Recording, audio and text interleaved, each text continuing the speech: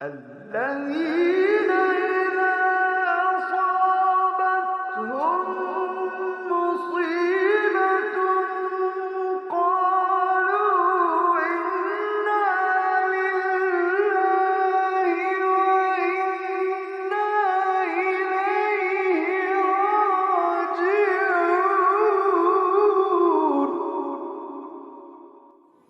النشرح لك صدرك ووضعنا عنك وزرك الذي ينقذ ظهرك ورفعنا لك ذكرك وإن مع العسر يسرا فإذا فرغت فانصب وإلى ربك فارغب. بسم الله الرحمن الرحيم قل هو الله أحد الله الصمد لم يلد ولم يكن له كفوا أحد. سبحان الله. اللهم صل على محمد وآل محمد عجل فرجك. سبحان الله. سبحان اللہ.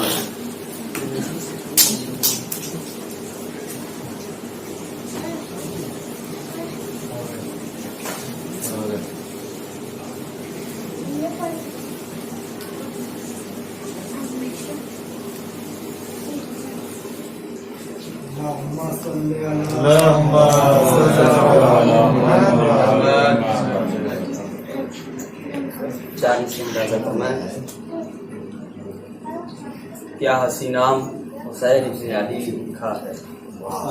کیا حسین نام حسین ابن علی لکھا ہے. لکھنے والے نے بالفاظ جلی لکھا ہے. کیا حسین نام حسین ابن علی لکھا ہے. لکھنے والے نے بالفاظ جلی لکھا ہے. اور کیسے داخل ہو بھلا دشمن شبیر کوئی. کیسے داخل ہو بھلا دشمن شبیر کوئی. باب جنت پہ حسین ابن علی لکھا. باب جنت پہ حسین ابن علی. میرے دامن سے نہ الجھا کرو خاروں کی طرح. ادا فرمائیے گا کہ میری حسن میر پوری صاحب کے شعر ہیں. میرے دامن سے نہ الجھا کرو خاروں کی طرح. یہ اشارہ بھی ہے پر لطف اشاروں کی طرح. میرے دامن سے نہ الجھا کرو خاروں کی طرح. یہ اشارہ بھی ہے پر لطف اشاروں کی طرح. اور شیخ جی سارے ستارے تو نہیں ہیں بہتر. شیخ جی سارے ستارے تو نہیں ہیں بہتر. ان میں کچھ نحس بھی ہیں بغض کے ماروں کی طرح. شیخ جی سارے ستارے تو نہیں ہیں بہتر. ان میں کچھ نحس بھی ہیں بغض کے ماروں کی طرح. تذکرہ بوذر و سلمان کا ہوتا ہے جہاں. تذکرہ بوذر و سلمان کا ہوتا ہے جہاں. ہم بھی کہتے ہیں صحابہ ہیں ستاروں کی طرح. ہم بھی کہتے ہیں صحابہ ہیں ستاروں کی طرح. اور جب بھی اسلام کی کشتی پہ زوال آیا ہے. جب بھی اسلام کی کشتی پہ زوال آیا ہے. دو کٹے ہاتھ نظر آئے مناروں کی طرح. دو کٹے ہاتھ نظر آئے مناروں کی طرح. صلوات پڑھیں.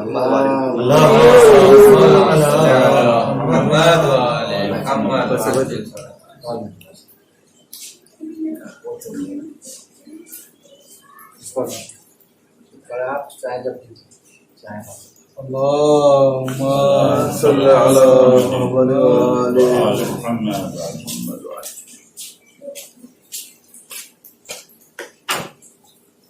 چھوڑ کر ساری دنیا کی سرمستیاں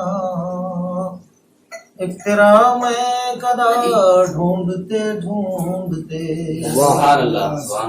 چھوڑ کر ساری دنیا کی سرمستیاں ایک تیرا میں کدا ڈھونڈتے ڈھونڈتے.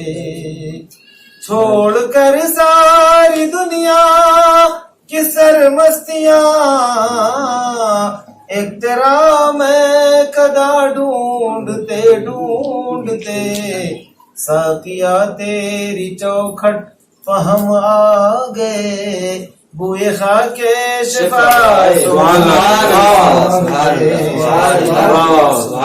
کہ ہم مدینہ گئے سامرا بھی گئے کاظمین و نجف اور خراساں گئے.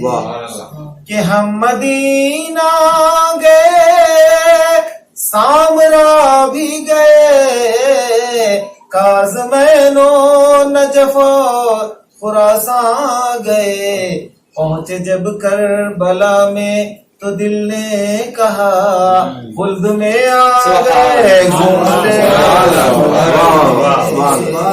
اور نہ ہو تقدیر کی بحر تدبیر میں، اور جو کھیتا ہوا آیا قرب حسین، کہ نہ ہو تقدیر کی بحر تدبیر میں، اور جو کھیتا ہوا آیا قرب حسین، بھر کے ٹھنڈی نفس دل میں کہنے لگا، بھر کے ٹھنڈی نفس دل میں کہنے لگا، بچ گئے آج ہم ڈوبتے ڈوبتے، اور ساقیا وہ میں روح افزا پلا، کرد پیری میں بھی جو جوانی کا، ساقیا وہ میں روح افزا پلا، کرد پیری میں بھی جو جوانی عطا، پی کے جسم کو مسلم بنے او سجا، پی کے جسم کو مسلم بنے او سجا، پہنچے خلد بری جھومتے جھومتے، چھوڑ کر ساری دنیا کی سرمستیاں، ایک تیرا میں کدا ڈھونڈتے ڈھونڈتے، ساقیا تیری چوکھٹ پہ ہم آگے، بوئے خاک شفا سونگتے سونگتے۔ سبحان اللہ، ماشاء اللہ۔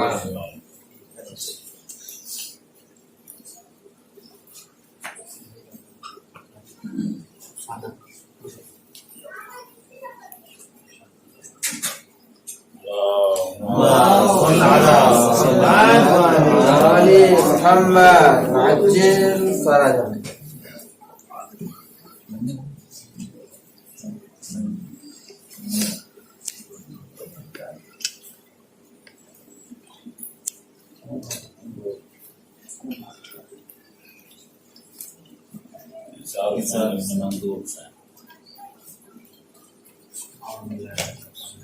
آپ سبھی حضرات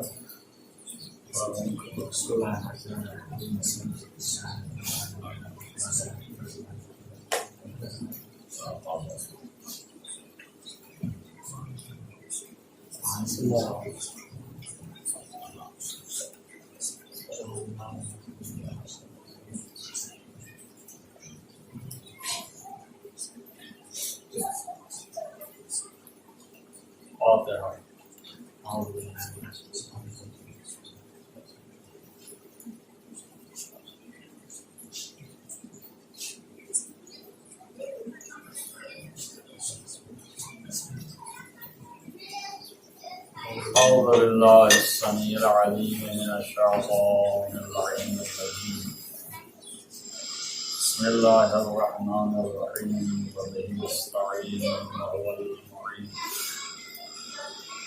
الحمد لله رب العالمين والعاقبة للمتقين والجنة للموحدين والنار للملحدين والمنكرين، والصلاة والسلام على سيد الأنبياء والمرسلين خاتم النبيين مولانا مولى الكونين جد الحسن والحسين علي القاسمين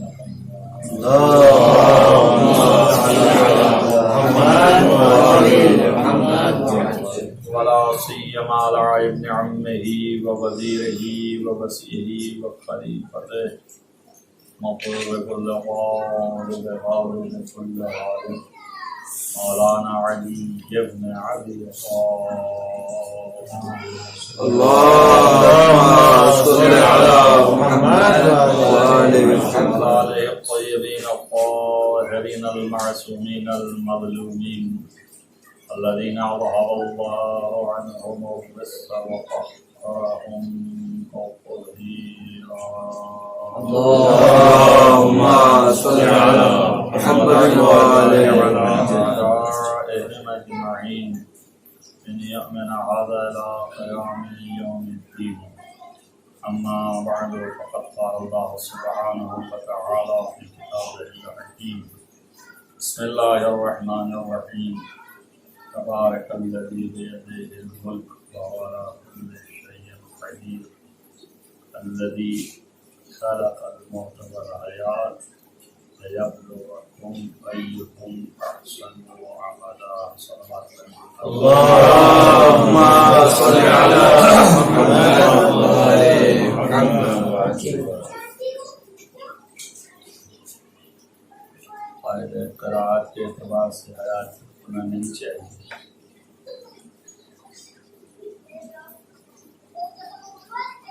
مگر سانس کے اعتبار سے کیا کریں؟ سانس ٹوٹ گئی تو کہی جائے اس کے علاوہ کیا کر سکتے؟ صلوات پڑھیے محمد. اللهم صل على محمد وآل محمد. ظاہر کہ ایصال ثواب کی مجلس سے اس کی مناسبت سے آیت ڈھونڈ رہا تھا. یہ آیت میں نے مشہور اور اکثر جو ہے وہ موت و حیات کا تذکرہ ہے.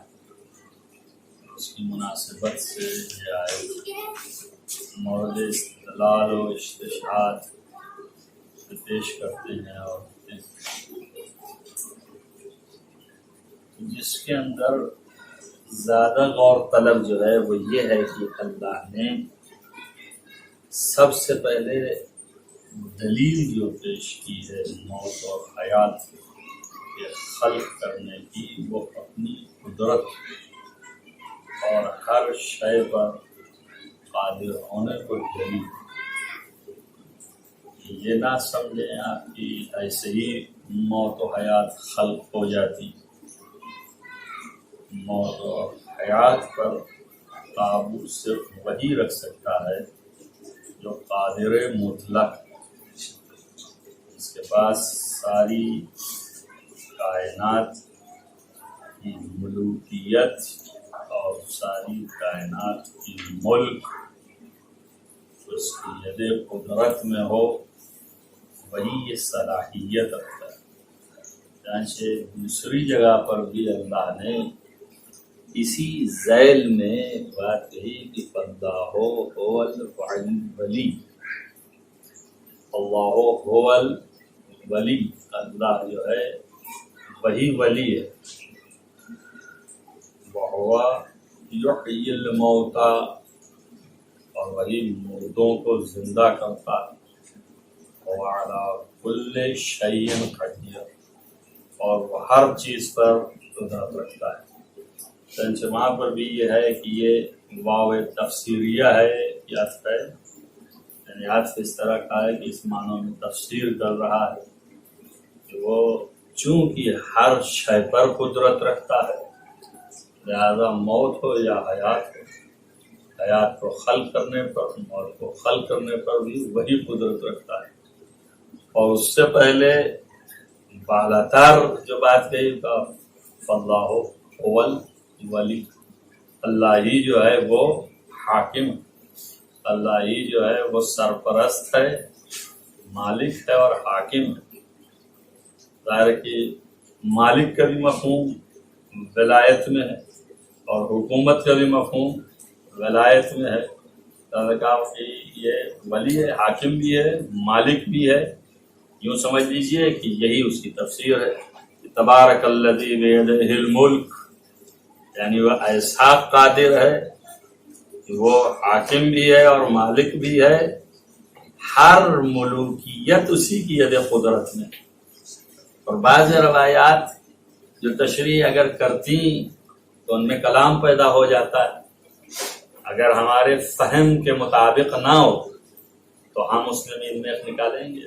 ہو سکتا ہے کہ روایت غلط ہو، سند کے اعتبار سے ہو سکتا ہے ضعیف ہو، فلانا ہو، اس لیے کہ سمجھ ہماری اگر اس کے مطابق نہیں ہے. مسئلہ سارا اتنا سارا متن جو ہے وہ کیا کہہ رہا ہے اور کس کے لیے ہے. جو قائل ہے وہ خود اس نظریے کے تحت یا سینس میں اس نے گفتگو کی ہے. ہم جو ہیں جس طریقے سے اس الفاظ سے برداشت کر رہے ہیں اپنی افکار سے، اگر ہمارے افکار تطابق کھا گئے تو یہ روایت بہت اچھی ہے، اور اگر نہ کھائے اللهم صل على محمد وآل محمد عجل فرجك. تو ظاہر ہے کہ لیکن قرآن کو تو نہیں درس ادھر کر سکتے.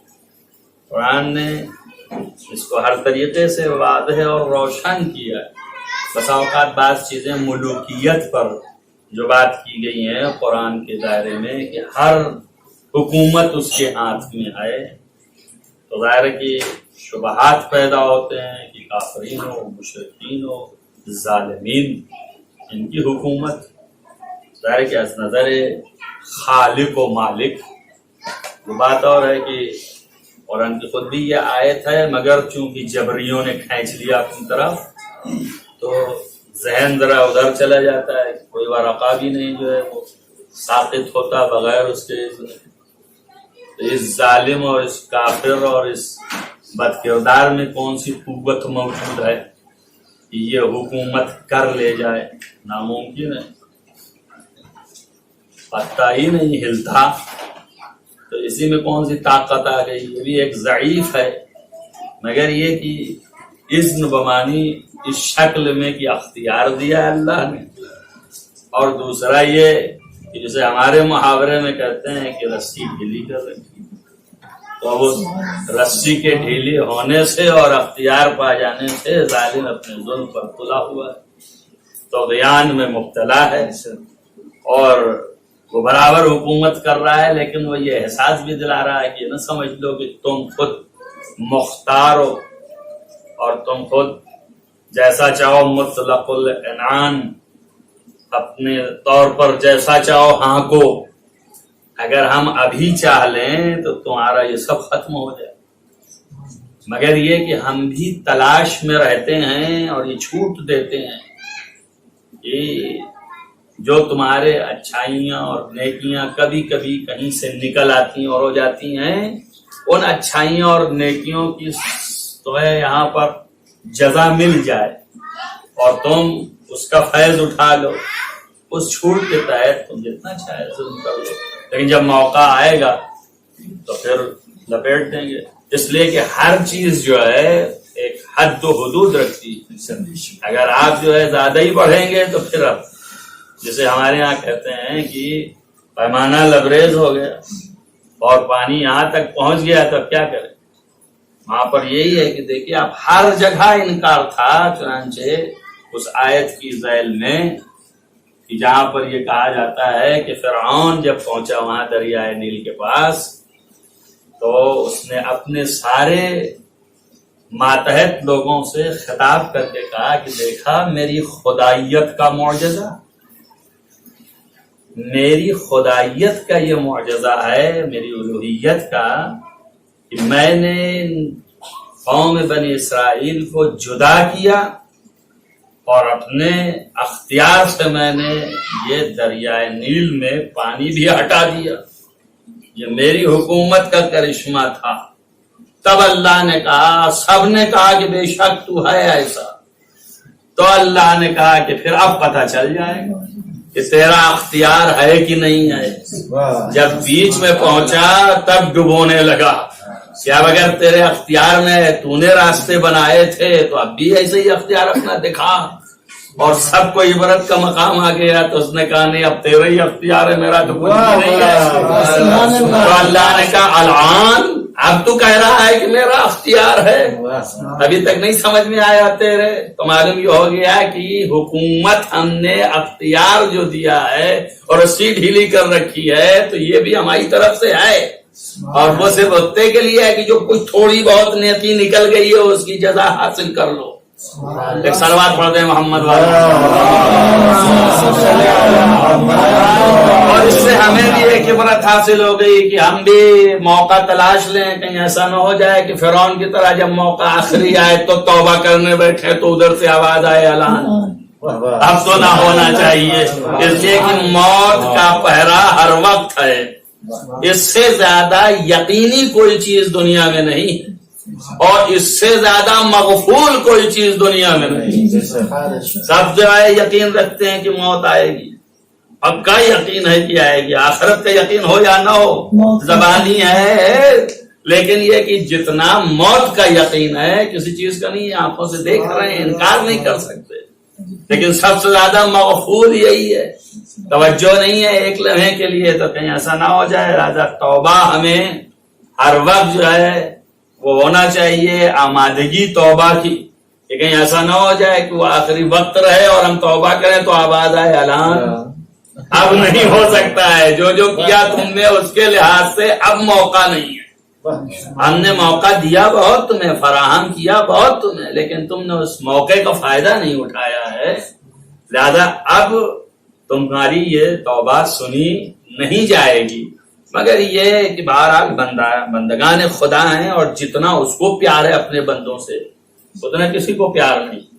بندہ تو خیر سیلفش ہے، ہم آپس میں جو ہیں سب مطلبی یار، کس کے اور دم لگائے کھسکے کی محاورے میں ہیں، مطلبی یار ہیں. تو ظاہر ہے کہ آپ کو ہم سے مطلب ہے تو آپ قریب ہو رہے ہیں، ہم کو آپ سے مطلب ہے تو ہم نثار ہو رہے ہیں. لیکن اگر مطلب جو ہے ختم ہو گیا تو دونوں اس طرح سے جدا اور الگ الگ منہ کیے کھڑے ہیں جیسے لگتا ہے آشنائی ہی نہیں، جان پہچان ہی نہیں ہے، کوئی مطلب ہی نہیں ہے، کوئی مقصود ہی نہیں ہے. اور وہاں یہ کہہ رہا ہے کہ بھئی ضرورت کے وقت تو تم اپنے لو لگا کے آتے ہی ہو، لیکن جب ضرورت نہ ہو تب بھی تم مجھے دکھائی دو تو میں سمجھوں کہ تم میرے بندے ہو کہ نہیں ہو. آپ سوچیے کہ بندوں کو بندوں پر اعتماد نہیں ہے اور اللہ پر اعتماد نہیں ہے، اور اللہ کا اس کے باوجود یہ جتنے بے وفا ہیں ان پر اعتماد ہے. اتنا بڑا اعتماد ہے کہ صلوات پڑھتے ہیں محمد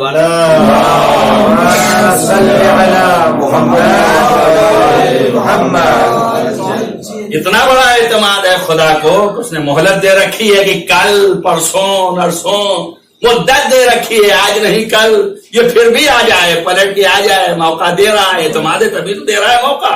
ورنہ ہم آپ تو ایسے ہیں کہ موقع مل گیا ہے تو چھوڑنا نہیں ہے، دھر دبوچ ہو تو وہاں دھر دبوچ نہیں رہا ہے بلکہ چھوڑ رہا ہے، موقع دے رہا ہے. جاؤ اعتماد، یہ اعتماد خدا ہے، ہمیں اعتماد نہیں ہے. آپ یہ دیکھیے کہ جو جس لیے اس نے بنایا ہے، کائنات بنائی آپ کے لیے، اعلان تک کر دیا کہ آپ ہی کے لیے بنایا ہے. جب آپ ہی کے لیے بنایا ہے یہ کائنات ہم نے رچایا، خلق ما فی السماوات والارض، جو بھی ہم نے خلق کیا. اعتمادی کے باوجود بھی تمہارے اوپر ہمیں اعتماد ہے کہ آج نہیں کل شاید پلٹ آؤ، پرسوں پلٹ آؤ. اب اس کے بعد جہاں اعتماد اللہ کا ختم ہوا ہے لوگوں کے اوپر سے، وہاں اعلان بھی کیا ہے کہ پیغمبر اپنی جان ہلاکت میں مت ڈالیے. اب یہ کمبخت ہدایت نہیں پانے والے ہیں، اب یہ پلٹ کے آنے والے نہیں ہیں. آپ بیکار پریشان نہ ہوئیے، اب یہ ہدایت پہ نہیں آنے والے ہیں. اللہ نے جو جانتا ہے اللہ وہ آپ کو بتا رہا ہے. اب اس کا یہ مطلب نہیں کہ پیغمبر نہیں جانتے ہیں، البتہ قرآن یہی کہتا ہے کہ آپ نہیں جانتے ہیں، آپ لا تعلمهم، آپ نہیں جانتے ہیں، نحن نعلمهم، ہم ان کو جانتے ہیں. تو لوگ یہی معنی لے رہے ہیں پیغمبر بیچارے نہیں جانتے. اللہ جو جانتا ہے بتاتا ہے. اس کو ہم اپنے محاورے میں استعمال کرتے دن رات بولتے ہیں، ارے آپ کیا جانے جو ہم ان کو جانتے ہیں. جانتے آپ بھی ہوتے ہیں، مانیے تھوڑی نہیں کہ آپ جاہل ہیں، آپ نہیں جانتے ہیں. ہم یہ آپ کو بتانا چاہتے ہیں کہ آپ سے زیادہ ان کی رگ سے ہم واقف ہیں. اللہ کہہ رہا ہے نبی آپ کیا جانتے ہیں، آپ تو ہم جانتے ہیں، اس لیے کہ آپ نے دیکھا ہے خلق ہوتے ہوئے، مگر ہم نے تو خلق کیا ہے اس کو.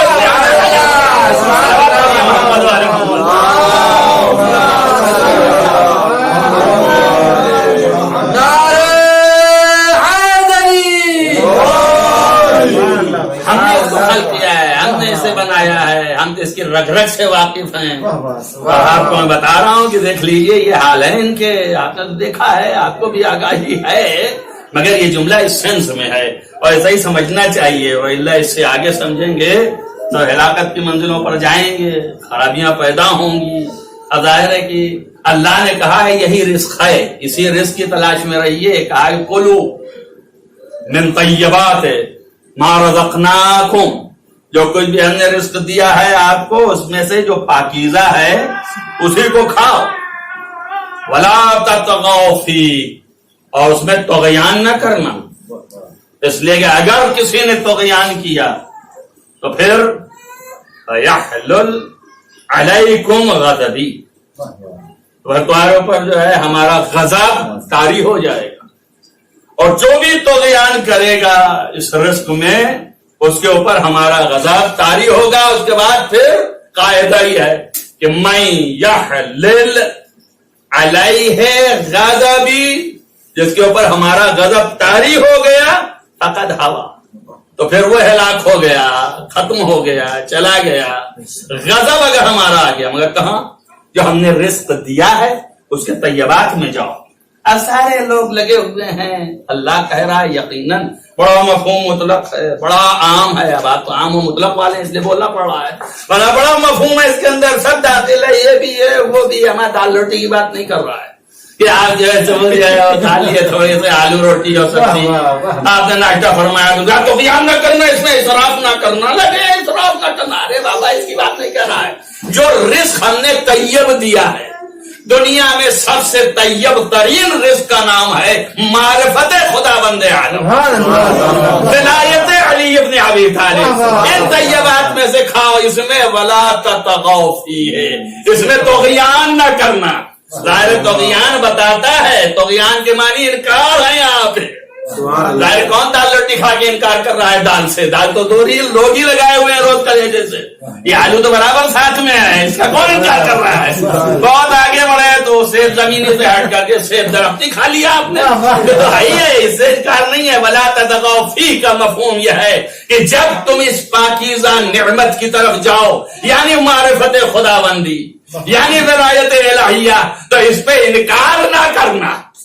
اگر تم نے انکار کیا تو میری غضب کا مستحق بن جاؤ گے، اور جب میری غضب کا مستحق بن گیا تو ہوا ہو جائے گا۔ سمجھ میں آیا نا؟ اس لیے یہاں پہ قانون بتایا، وہاں پہ دعا کرایا کہ دعا کر کہ تو ان لوگوں میں سے نہ ہو جا جن پر میرا غضب آ چکا ہے۔ اسی ولایت کے انکار پر ایک صلوات پڑھے محمد والے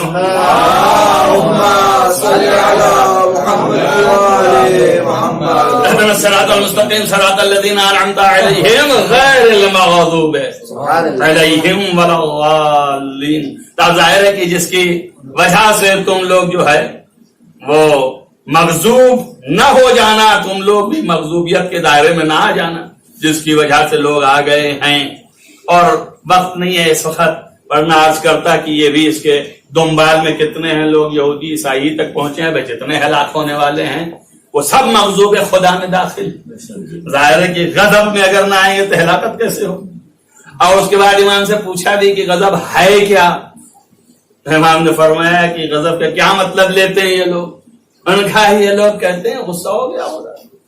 غصہ ہونا اور خوش ہونا یہ جو ہے صفت نفسانی ہے، اور اللہ کے ہاں نفس و نفسانیات نہیں ہے۔ تو یا تو وہ معنی لیجئے کہ غضب و سرور کے معنی اعطاء ثواب اور اعطاء عذاب ہے، اور یا تو یہ سمجھیے کہ پھر کوئی نفس ایسا ہے سبحان اللہ، کہ جب وہ سرور میں آتا ہے تو خدا مسرور ہوتا ہے، اور جب وہ غضبناک ہوتا ہے تو خدا غضبناک ہوتا ہے۔ ایسا کون ہے؟ رضا و فاطمہ رضا اللہ، غضب فاطمہ غضب اللہ۔ ایک صلوات پڑھیں محمد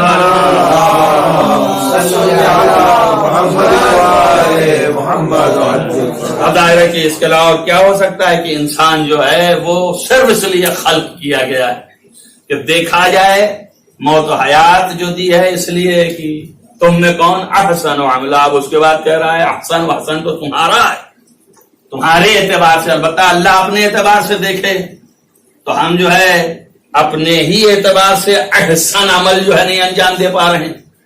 آپ کے سامنے ابھی رکھا جائے کہ منتظر مہدی نے یہ عمل انجام دیا، آپ 25 نکالیں گے، یہ کہیں سے بھی احسن نہیں ہے۔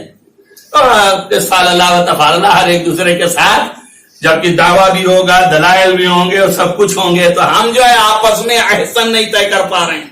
تو کہیں اگر اللہ والا احسن ہو گیا، یعنی اس کی نظر عدالت سے احسن اگر جانچا جانے لگا تو نام بھی نہیں جو رکھ لیتے ہیں وہ بھی نہیں کام آئے گا یہاں پر۔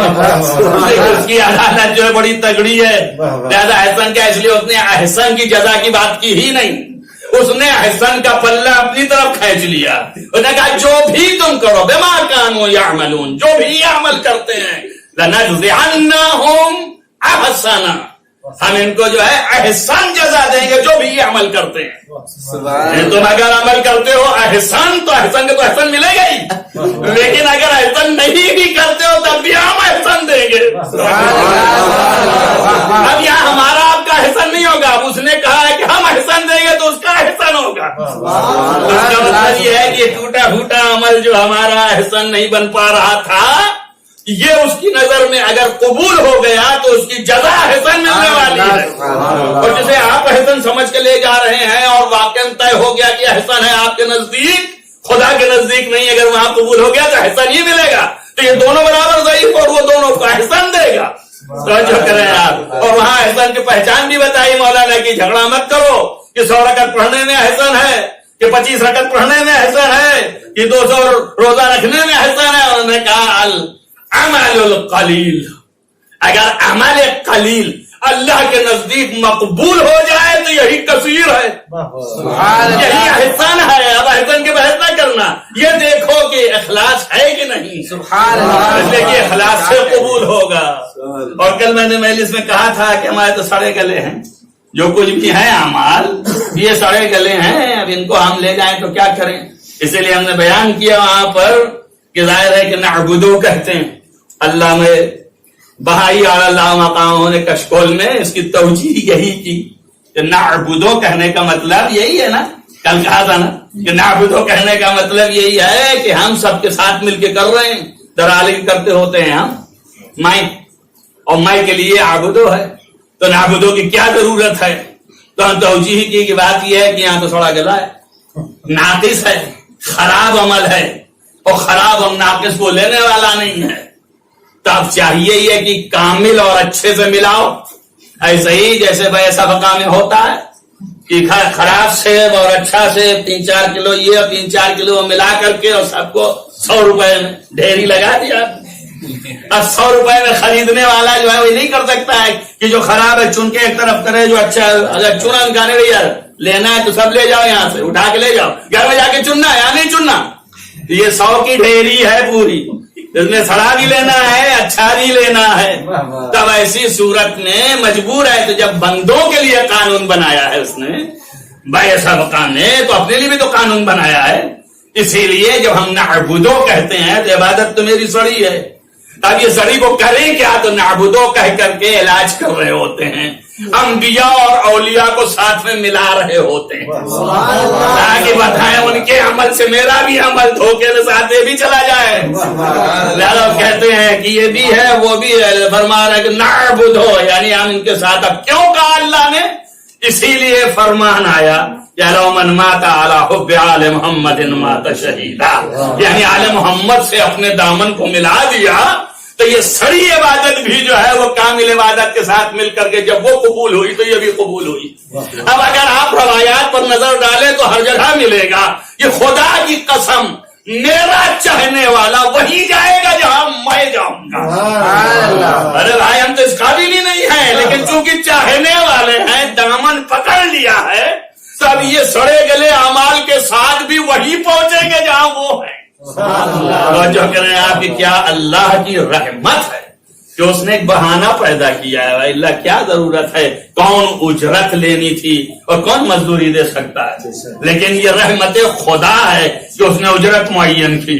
चलो भाई उस बहाने से नहीं, इस बहाने से, अरे कुछ तो समझ में आ जाए। ऐसे ही कहते कि ये चचादार भाई हैं इनसे भी मोहब्बत करो, ये बेटी हैं इनसे भी मोहब्बत करो, वो बेटे हैं इनसे भी मोहब्बत करो, और ये नवासे हैं उनसे भी मोहब्बत करो। तो कोई करता है कोई ना करता, अरे हमें क्या करना, हमारी बला से होंगे, हम तो तुझे जानते हैं और तुझे मानते हैं। तो उसने यह भी लगा दिया अगर मुझे जानता मुझे मानता तो ये मेरा नुमाइंदा, जो खिदमत उसने की इसकी उजरत तू अदा कर, इनसे मोहब्बत कर।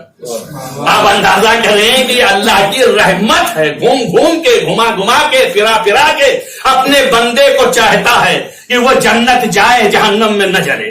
रास्ता बता रहा है, लेकिन अब फिर भी अक्ल में ना आए तो फिर क्या करेगा, सिवाय इसके कि आवाज दे के पैगंबर अब ये मखजूब होने वाले, इनके पीछे आप न रहिए, अब ये सुधरने वाले नहीं है, इनकी अक्लों पर पर्दे पड़ चुके हैं, इनके ऊपर जो है वो पर्दे पढ़ चुके हैं, लिहाजा अब हमको सिर्फ ये है कि इनको हमने सिखा दिया, बता दिया, यही चीजें हमारे लिए कारगर।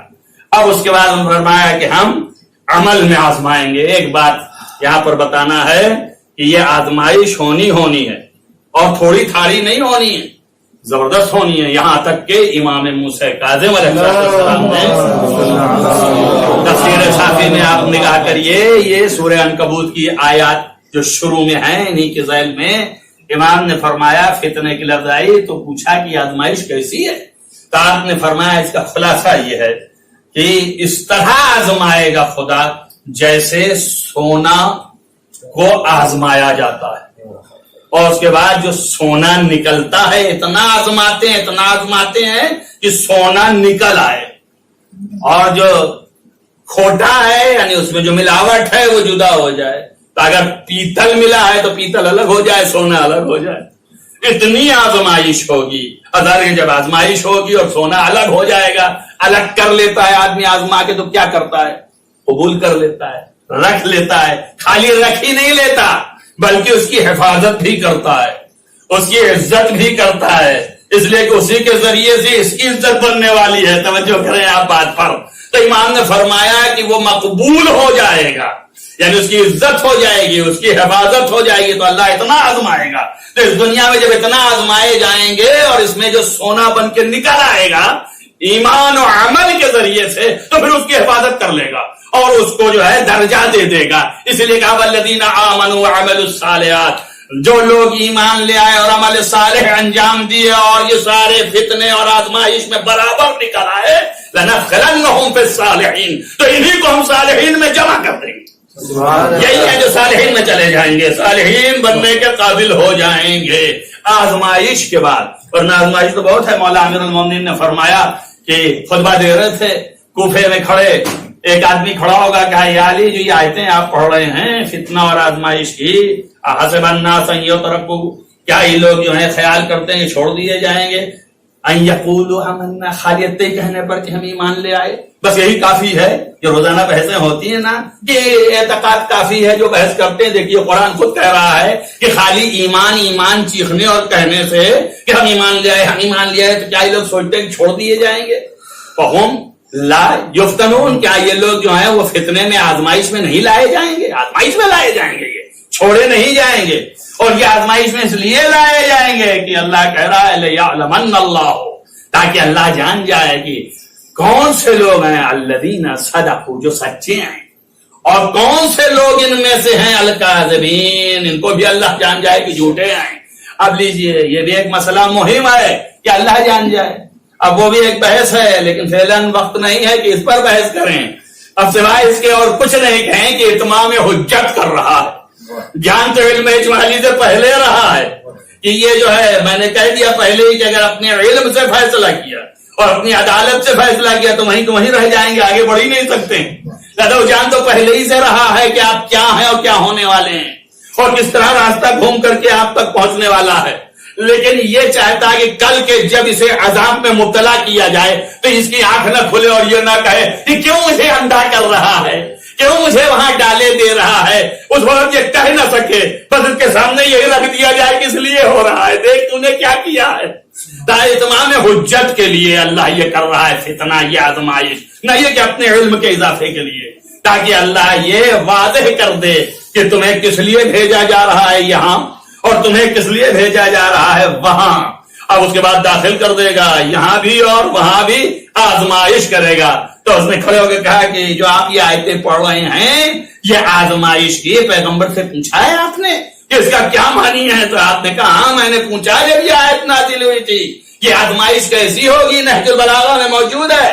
तो मौला ने फरमाया कि पैगंबर ने फरमाया है कि अली मेरे भाई, दुनिया में बहुत बड़ा फितना होगा और इस फितने में आजमाया जाएगा यहां तक कि लोग गुमराह हो जाएंगे और ऐसी हालत पैदा हो जाएगी कि शराब को अंगूर का पानी और खुरमे का उसारा कह के पिया जाएगा और हदिया कह करके सूद ले लिया जाएगा और रिश्वतें ले ली जाएंगी कि गिफ्ट है ये, लिहाजा ये आने वाला है जमाना और ये होने वाला है। तो मैंने पूछा या रसूलल्लाह क्या मैं इनको मुर्तद कहूं? कुरान की तशरीह एक तरीके से नहजुल बलागा है।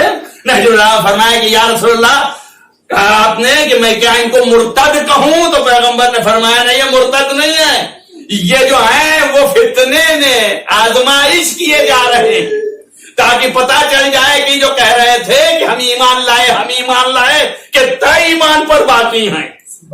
यही पता चलेगा कि ईमान लाए कि नहीं लाए, यही से मालूम हो जाएगा। इसीलिए दूसरी जगह भी कहा कि लयअलमन्नल्लाह वल्लज़ीना आमनू, अल्लाह जान जाए कि कौन लोग ईमान ले आए, वल्लज़ीना आमनू, और फिर उसके बाद ये भी जान जाए वलयअलमन्नल्लाहु अल मुनाफिकीन, ताकि मुनाफिकीन को भी मालूम हो जाए अल्लाह को कौन मुनाफिक हैं।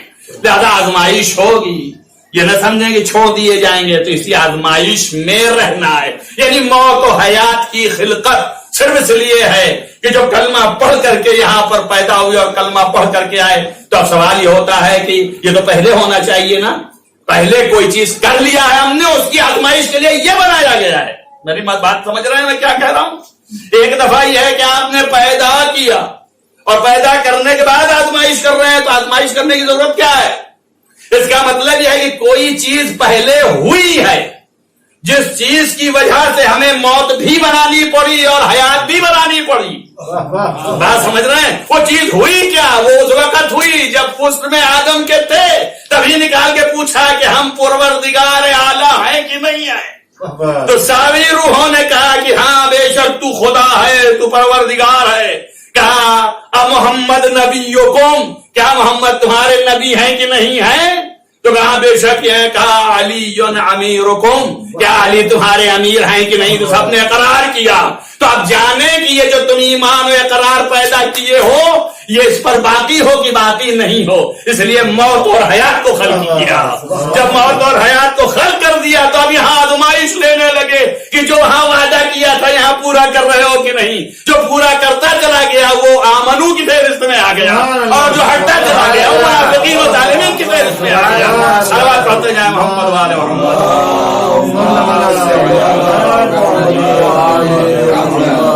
इसलिए हम पैदा किए गए और इसलिए हम भेजे गए, इसलिए आजमाइश है। और जाहिर है कि इस आजमाइश में बेहतरीन कसौटी जो अल्लाह ने तय की, वो कसौटी हमको बता भी दी गई कि यही कसौटी है, इसके अलावा कुछ भी नहीं है। अब ये आप समझ लीजिए कि कसौटी में बहुत रोशन लफ्जों में कह दूं, गर्चे आवाम के लिए कहना चाहिए था, लेकिन कसौटी में ये न समझिए कि वहदानियत का ईमान रखा, वहदानियत का ईमान है, कसौटी में नहीं। ये न समझिए कि रसालत के ईमान को रखा उसने, कसौटी जो रखी उसने विलायत अली को बता, ये कसौटी है। अब यह है कि अल्लाह पर ईमान रखता है, रसूलुल्लाह पर ईमान रखता है, और उसके बाद अली की विलायत को कबूल किया है, तो वल्लज़ीना आमन, ये इत्माम हुज्जत हो गई। ये उन लोगों में है जो ईमान ले आए। और अगर ये नहीं किया, वो दो तक रह गया है, तो अब अल्लाह जो है वहां पर लफ्ज इस्तेमाल कर रहा है कि ये इत्माम हुज्जत हो गया कि मुनाफिकीन में, ये मुशरिकीन में है।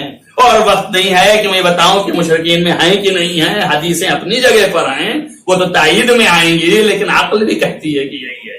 अरे भाई, जो अल्लाह के हुक्म को ना माने और अपने हुक्म को उसके हुक्म पर गलबा दे, तो ये क्या है? मुशरिक है कि नहीं है? अल्लाह के हुक्म में अपने हुक्म को शामिल कर रहा है, गलबा दे रहा है। अब अल्लाह यही तो कह रहा है, मन इत्तखज़ा इलाहु हवा, जो अपनी ही ख्वाहिशात को अपना परवरदिगार बनाए हुए है, तो वो कौन है? मुशरिक ही है ना। तो आप देखिए, अल्लाह तो कह रहा है कि ये मेरी तरफ से नुमाइंदा है पैगंबर, इसे आप ऐलान कर दीजिए, बता दीजिए। अब पैगंबर ने कहा मन कुन तो मौला फहाज़ा अलीयुन मौला।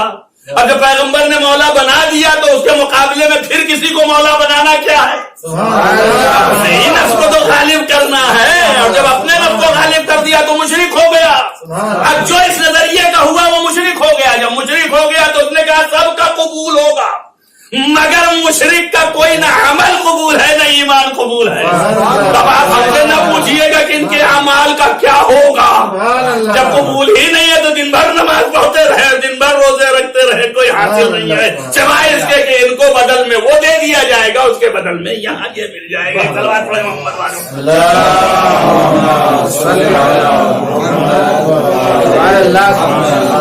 بس اللہ تعالیٰ نے اس لیے ہمیں خلق کیا اور اس لیے موت اور حیات کو عطا فرمایا اور کسوٹی پر بس ختم کر دیا میں نے. یہی وہ بات ہے کہ جس کو درک کر لے گئے کربلا والے کہ ہم جس لیے پیدا کیے گئے ہیں اور وہ چیز آزمائش ہے اور کسوٹی سامنے ہے. اب اس سے بڑا کیا ہے؟ چاہے اپنے زمانے میں علی ہوں اور چاہے اپنے زمانے میں حسین ہوں، دونوں ایک ہیں. تو اب اس وقت حسین کے اوپر جان دینا ہی یہ آزمائش میں سونے کی طرح کھڑا ہو جائے گا اور یہیں پر جانچ لیا جائے گا. اگر سونا ہے تو آج دے گا یہ قربانی، اور اگر پیتل ہے تو ساتھ چھوڑ کے چلا جائے گا. اب آپ دیکھیے خدا بند متعال تو خود آئے گا نہیں کرنے. ظاہر ہے کہ اس نے بنائے ہیں لوگوں کو، آپ سے ہم سے مخلوقات سے وہ فائدہ اٹھاتا ہے. چل جائے کہ جن کو نمائندہ بنایا ہے بھلا ان سے فائدہ نہ اٹھائے. تو اب یہی آزمائش کر رہے ہیں، چراغ گل کر کے آزمائش کیا اور جب چراغ گل کر دیا تو اس کے بعد آپ تو صورت بھی نہیں دیکھ رہے ہو، چلے جاؤ. تو جن کو یہ درد تھا کہ ہم اس لیے پیدا ہوئے ہیں انہوں نے یہ آواز لگائی کہ ہمارے مولا اور آقا اگر ہم کو ایک نہیں 70 دفعہ جلایا بھی جائے اور پھر زندہ کیا جائے تب بھی آپ کا ساتھ نہ چھوڑیں.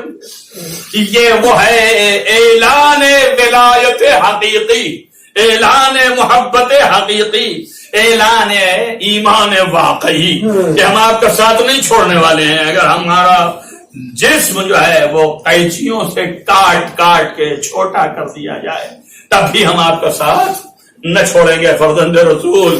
اب اس کے بعد جب چراغ روشن ہوا تو ہر ایک کے چہرے پر مسکراہٹ ہے، ہر ایک دوسرے کو مبارکبادی دے رہا ہے. آپ شب کے پورے حالات پڑھ ڈالیں، ہر ایک دوسرے کے خیمے میں جا کے کہہ رہا ہے کہ کل کے روز تمہیں مبارک ہو کہ تم حسین پر اپنی جان دینے والے ہو.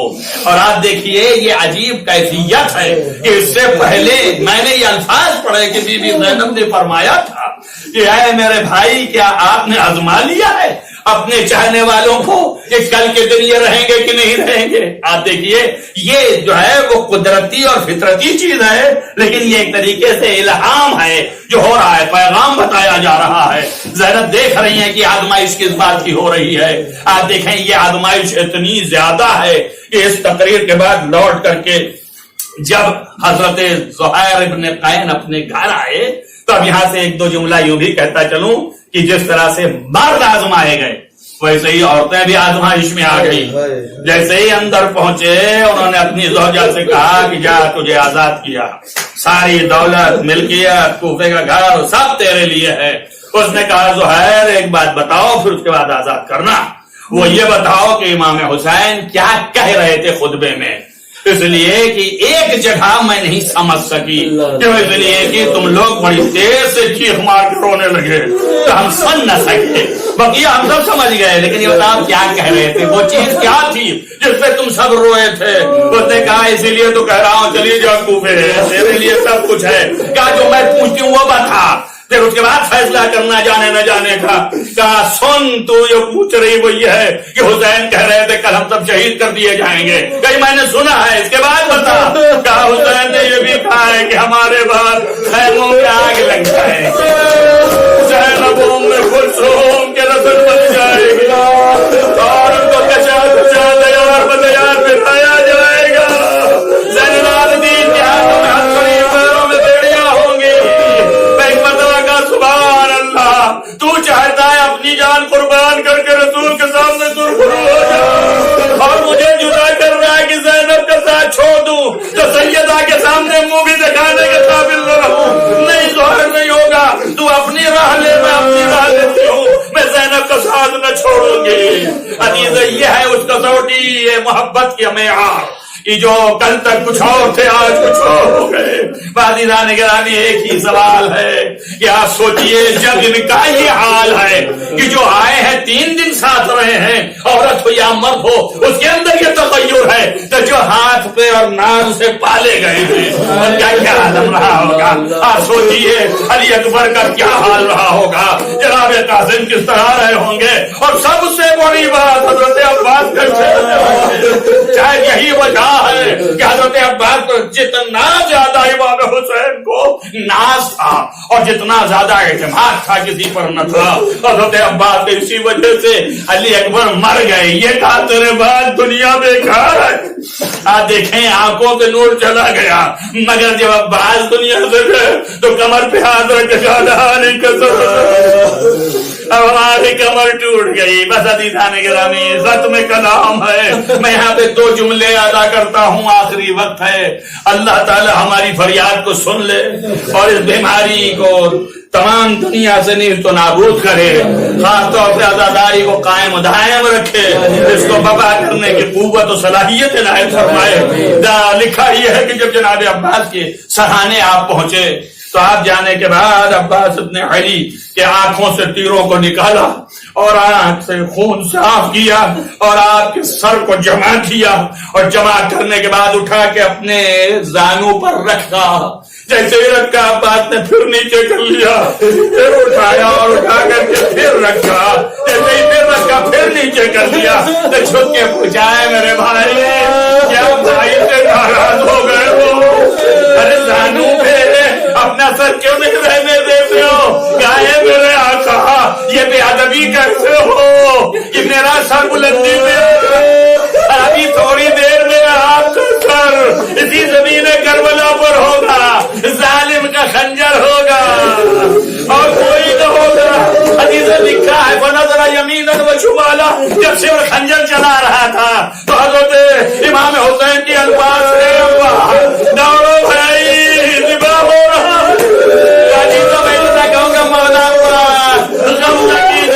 آپ کا سر حسین رکھ رہے ہیں لیکن حسین کا سر سیدہ کی آغوش میں ہوگا۔ شاید یہی وجہ سے وہ کہتا ہے کہ جب میں نے خنجر چلایا تو ایک آواز آئی ہے شیخ میرا بچہ بے گناہ ہے، ارے ذرا کیا بگاڑا ہے، میں نے اسے بڑی نازوں سے پالا ہے۔ اللهم اني اسالك بحق فاطمه وابيها وبالها وبنيها وسر المصادع فيها ان تصلي على محمد وعلى محمد وعلى العافيه واسطه محمد وعلى محمد کے معبود گناہان کبیرہ و صغیرہ عفو فرما، نیک اعمال کی توفیق عنایت فرما، بارہ اس مختصر سی عبادت کو قبول فرما، بارہ جہاں جہاں بھی محبان آل محمد ان کے حفظ امان مرحب، روضہ مقدس کی حفاظت فرما، اس بیماری کو نیز پر نابود کر، تمام انسانیت کو حفاظت فرما، بارہ تجھے واسطہ محمد وعلى محمد کے معبود تمام مریضوں کو شفا عنایت فرما، جن مریضوں نے دعاؤں کے لیے کہا ان کو شفا عاجل و کامل عنایت فرما، بارہ تمام مرنے والے مرحومین کو جوار معصوم عطا فرما، خصوصاً ان مرنے والے مرحوم کو جوار معصوم عطا فرما، حسین صاحب، بارہ تجھے واسطہ محمد وعلى محمد کے معبود تمام دنیا سے بے چینی اور ناامنی کو ختم کر، عدالت قیام فرما، علماء اعلان کا سایہ ہمارے سروں پر محفوظ رکھ، عزاداری کو قائم و دائم رکھ، عزاداری منانے کی قوت اور صلاحیت عنایت فرما، بارہ الہ امام کو ظہور جلد از جلد فرما، ان کے اصحاب و انصار میں شمار فرما، اللہم تقبل من الدعاء بحق محمد وآلہ الطاہرین۔